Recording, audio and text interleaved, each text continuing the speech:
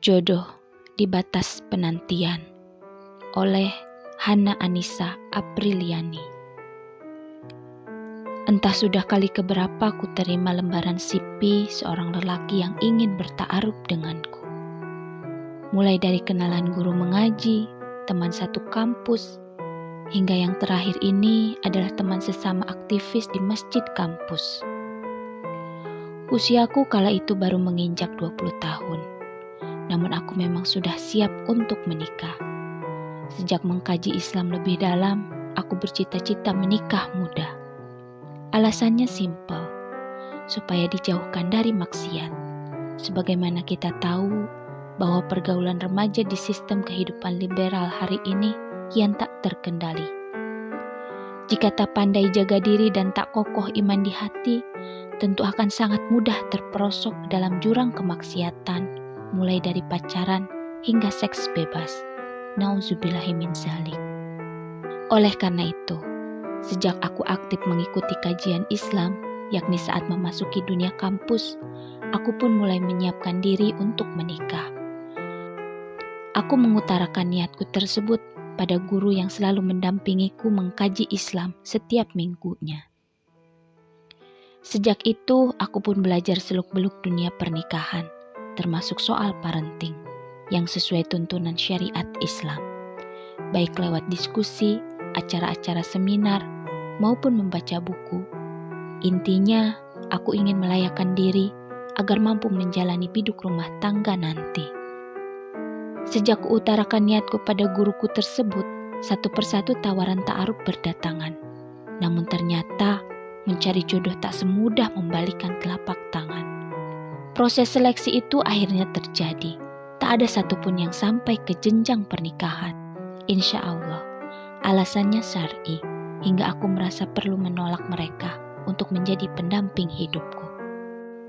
Aku tak ingin jika pernikahan membuatku jauh dari aktivitas dakwah, karena aku mencintai dakwah sebagaimana aku mencintai diriku sendiri. Maka, aku ingin suamiku kelak adalah orang yang juga mencintai dakwah dan bersama-sama menyusuri jalan ini.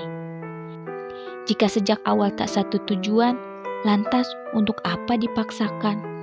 Sedangkan suami adalah sosok imam dalam hidupku kelak, maka harus mampu mengarahkanku dan anak-anakku kelak menuju jannahnya.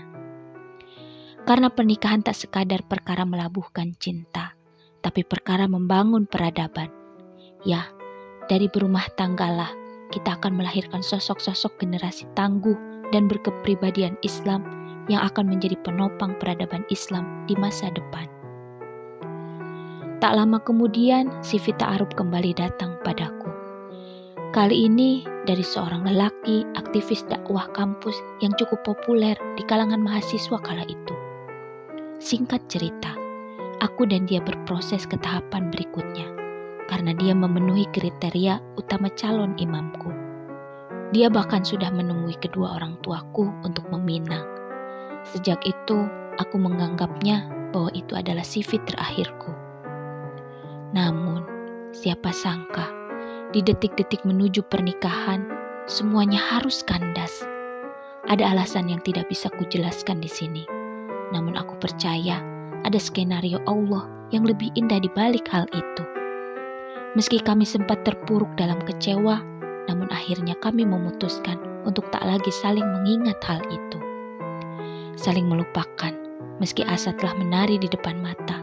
Berprasangka baik kepada Allah merupakan sesuatu yang harus kami lakukan saat itu, agar kami tak larut dalam lara. Mungkin inilah yang disebut jodoh rahasia ilahi. Tak ada yang tahu kapan dia akan tiba. Meski sosok lelaki yang kita sangka adalah calon jodoh kita. Namun dalam sekejap mata ternyata Allah memberi jawaban bahwa dia bukanlah yang terbaik untuk kita. Ya, kita harus ikhlas atas apapun yang telah menjadi ketetapannya. Bukankah itu yang dinamakan iman kepada qada? Pasca kejadian tersebut, aku menutup diri dari semua CV ta'aruf yang kembali masuk kepadaku. Rasanya belum siap untuk kembali memulai proses yang baru. 2 bulan berlalu. Ternyata Allah menghadirkan lelaki pilihannya untukku. Ya, lewat cara yang sangat tidak terduga dan tidak biasa. Lelaki itu menyapaku lewat pesan privat di Facebook, mengajak ta'aruf.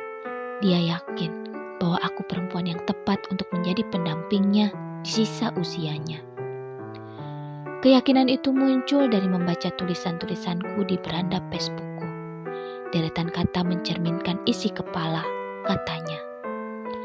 Awalnya aku ragu, karena media sosial rentan penipuan, sebagaimana yang banyak diberitakan.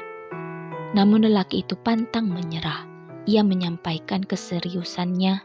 Akhirnya kami bertukar CV. Itu terjadi setelah aku mengetahui bahwa ternyata dia memiliki pandangan yang sama denganku soal dakwah. Hanya 2 minggu sejak bertukar CV, dia datang ke rumahku bersama seluruh keluarga intinya untuk menemui kedua orang tuaku dan menyampaikan niatnya menikahiku. Orang tuaku tentu saja sangat terkejut karena tiba-tiba lelaki tak dikenal datang meminta anak gadisnya. Bahkan orang tuaku sempat khawatir, jangan-jangan aku telah berbadan 2. Namun aku meyakinkan kedua orang tuaku bahwa itu tidak pernah terjadi.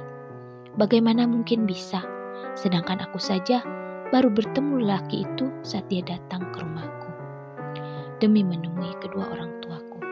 Akhirnya dengan sedikit pembicaraan di antara dua keluarga, tanggal pernikahan pun ditentukan hari itu juga, yakni hanya berjarak 1 bulan sejak pertemuan itu. Sangat singkat. Tapi segala persiapannya sungguh begitu dimudahkan. Mulai dari persiapan walimatul ars hingga mencari rumah kontrakan di dekat kampus untuk nanti kami tinggali. Sebab saat itu aku masih kuliah semester 6 dan aku bertekad akan menyelesaikan kuliahku sebagaimana janjiku kepada kedua orang tuaku. Bersyukur calon suamiku mendukung hal itu. Akhirnya Allah mengirimkan jodohku di batas penantianku. Kini pernikahan kami telah berjalan menuju 12 tahun dan Allah telah mengaruniakan kepada kami 4 orang buah hati. Benarlah adanya bahwa Allah memiliki skenario indah untuk setiap hambanya. Yakinlah, tidak ada nestapa kecuali Allah akan berikan penawarnya. Percayalah bahwa jodoh, maut, dan rezeki telah Allah tetapkan. Maka bersabarlah dalam doa dan teruslah berikhtiar. Insya Allah akan ada batas bagi penantian kita.